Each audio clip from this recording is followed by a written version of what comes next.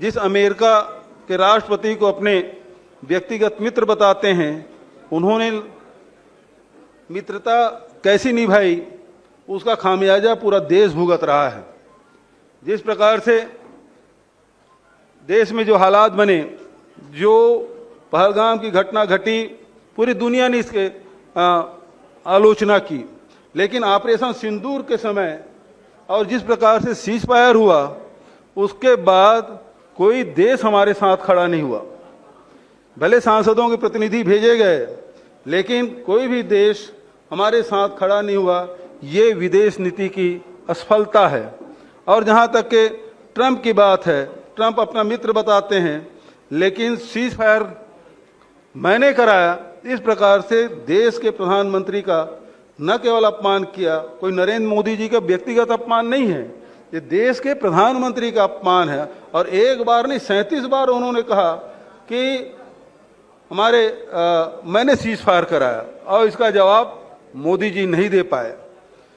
दूसरी तरफ जो टैरिफ लगाया गया, 50% जो टैरिफ लगाया गया, पैसे उसके मोदी जी के मित्र कमा रहे हैं और टैरिफ का भार आम जनता उठा रहा है। दूसरे तरफ आप देखेंगे कि भारत के नागरिकों को बेड़ियों में जकड़ के भेजा गया, किस प्रकार से हमारे भारत के नागरिकों को अपमान किया गया, लेकिन न विदेश मंत्रालय की ओर से न भारत सरकार की ओर से इसका विरोध नहीं किया गया, प्रतिकार नहीं किया गया। और अभी जिस प्रकार से H-1B वीज़ा के मामले में जो फैसला लिया गया और लगभग 88 लाख रुपया प्रति वर्ष जो उनसे टैक्स वसूला जाएगा, इसके कारण से लाखों भारतीय अमेरिका छोड़ने के लिए बाध्य होंगे, चाहे और उसके कारण से जो IT सेक्टर है, जो और दूसरे सेक्टर हैं, उसमें भारी बेरोजगारी आएगी, जिसका दोषी यदि कोई है तो वो देश के प्रधानमंत्री जी हैं। को उन्होंने मध्य रात्रि की घोषणा की, ये दूसरी आज़ादी है, और उस समय भी गरीबों के माली हालात सुधरेंगे, किसानों के, मजदूरों के, नौजवान के, व्यापारियों और उद्योगपतियों की स्थिति में गुणात्मक वृद्धि होगी, इस प्रकार की बात कही गई थी। और वही बात जब आप 5 स्लैब से घटा के 2 स्लैब किए, तब भी वही बात आप कह रहे हैं।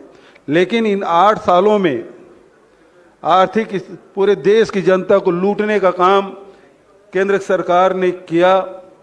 50 लाख करोड़ से भी अधिक राशि वसूली की गई, और आज जनता की हालत बेहद खराब है।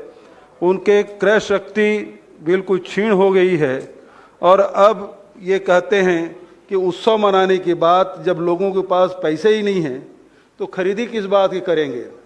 इस प्रकार की बातें आदरणीय खड़गे जी ने प्रारंभिक उद्बोधन में की। विदेश नीति के बारे में भी उन्होंने कहा कि आज हमारे पड़ोसी देश जितने भी हैं, चाहे वो श्रीलंका हो, बांग्लादेश हो, नेपाल हो, म्यांमार हो, जितने भी हमारे पड़ोसी देश हैं, उनका झुकाव चीन के तरफ हो गया है। और प्रधानमंत्री जी कहते हैं, जब राहुल जी ये मामला उठाते हैं कि डोकलाम के मामले हों चाहे अन्य जहां चीन ने घुसपैठ किया हुआ था, प्रधानमंत्री जी उन्हें सर्टिफिकेट देते हैं, न कोई घुसा हुआ है न कोई आया है। तो इस प्रकार से आप देखेंगे आज हमारे पड़ोसी देशों में, चाहे वो श्रीलंका हो, चाहे वो बांग्लादेश हो, अब नेपाल, पहले आप बांग्लादेश, पहले श्रीलंका में हुआ, राष्ट्रपति कार्यालय में उसके निवास में घुस गए थे। बांग्लादेश की स्थिति उससे भयावह हुई, और सबसे ज़्यादा खराब स्थिति नेपाल की, जहां न केवल लोकसभा में घुस गए, न केवल मंत्रियों के घर जलाए गए, पूर्व प्रधानमंत्री के उसकी पत्नी को जला के मार डाला गया, न्यायपालिका को छोड़ा नहीं गया, और जो प्रजातंत्र का जो चौथा स्तंभ है, हम जिसे मीडिया कहते हैं, मीडिया घरानों को भी उन्होंने नहीं छोड़ा, वहाँ वहाँ तोड़फोड़ किया। तो जो प्रजातंत्र के चार पाए हैं, न्यायपालिका, कार्यपालिका, विधायिका और मीडिया, चारों को वहाँ ध्वस्त किया गया है। ये बेहद चिंताजनक स्थिति है। और वहीं जिस अमेरिका के राष्ट्रपति को अपने व्यक्तिगत मित्र बताते हैं, उन्होंने मित्रता कैसी निभाई, उसका खामियाजा पूरा देश भुगत रहा है। जिस प्रकार से देश में जो हालात बने, जो पहलगाम की घटना घटी, पूरी दुनिया ने इसके आलोचना की। लेकिन ऑपरेशन सिंदूर के समय और जिस प्रकार से सीज फायर हुआ, उसके बाद कोई देश हमारे साथ खड़ा नहीं हुआ। भले सांसदों के प्रतिनिधि भेजे गए, लेकिन कोई भी देश हमारे साथ खड़ा नहीं हुआ। ये विदेश नीति की असफलता है। और जहाँ तक कि ट्रंप की बात है, ट्रंप अपना मित्र बताते हैं, लेकिन सीज फायर मैंने कराया, इस प्रकार से देश के प्रधानमंत्री का न केवल अपमान किया, कोई नरेंद्र मोदी जी का व्यक्तिगत अपमान नहीं है, ये देश के प्रधानमंत्री का अपमान है। और एक बार नहीं 37 बार उन्होंने कहा कि मैंने सीज फायर कराया, और इसका जवाब मोदी जी नहीं दे पाए। दूसरी तरफ जो टैरिफ लगाया गया, 50% जो टैरिफ लगाया गया, पैसे उसके मोदी जी के मित्र कमा रहे हैं, और टैरिफ का भार आम जनता उठा रहा है। दूसरे तरफ आप देखेंगे कि भारत के नागरिकों को बेड़ियों में जकड़ के भेजा गया, किस प्रकार से हमारे भारत के नागरिकों को अपमान किया गया। लेकिन न विदेश मंत्रालय की ओर से, न भारत सरकार की ओर से इसका विरोध नहीं किया गया, प्रतिकार नहीं किया गया।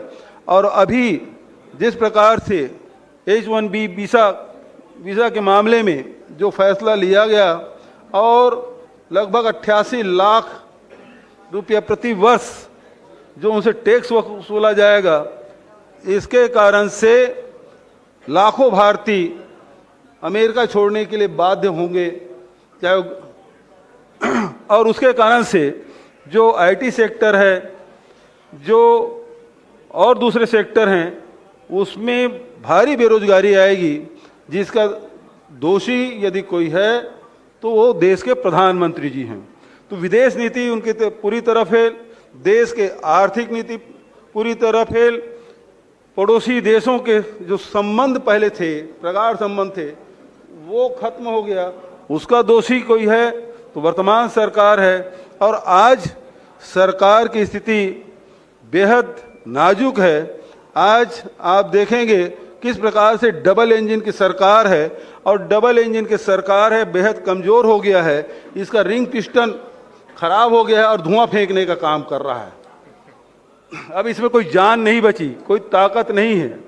अब बिहार के स्थिति में देखें, जहां 33% शुगर बिहार से सप्लाई किया जाता था, आज वो महज 3% रह गया है। यहाँ जो बेरोजगारी दर है वो सबसे ज़्यादा बढ़ा है। और इसी स्थिति में आपने देखा कि न्याय योद्धा के रूप में राहुल जी के कार्यों को आदरणीय खड़गे जी ने भूरी भूरी प्रशंसा की कि किस प्रकार से जातिगत जनगणना की बात वो लगातार करते रहे और भारत सरकार को झुकना पड़ा। लेकिन जातिगत जनगणना उसी प्रकार से होना चाहिए जिस प्रकार से विपक्षी दल चाहते हैं।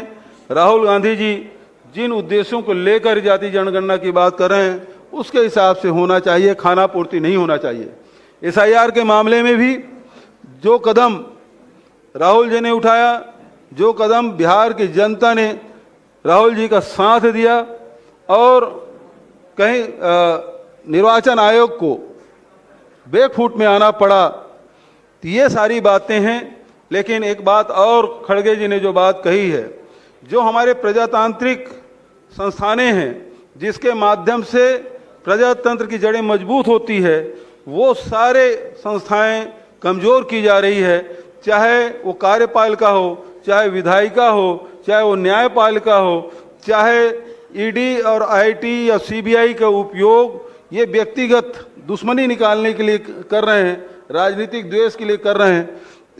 तो इससे निश्चित रूप से प्रजातंत्र कमजोर हुआ है। और सबसे बड़ा प्रजातंत्र को मजबूत करने वाला कोई संगठन है तो निर्वाचन आयोग है। और निर्वाचन आयोग आज उसकी भूमिका जो है भारत सरकार के प्रतिनिधि के रूप में या भारतीय जनता पार्टी के प्रतिनिधि के रूप में हो गया है। इस प्रकार प्रजातंत्र कमजोर हो रहा है। और ऐसे समय में ये आंदोलन की धरती, ये सामाजिक न्याय की धरती और बिहार की ऐतिहासिक धरती में CWC के आज बैठक हो रही है, ये अपने आप में ऐतिहासिक है। ये प्रारंभिक उद्बोधन में आदरणीय खड़गे जी ने की है।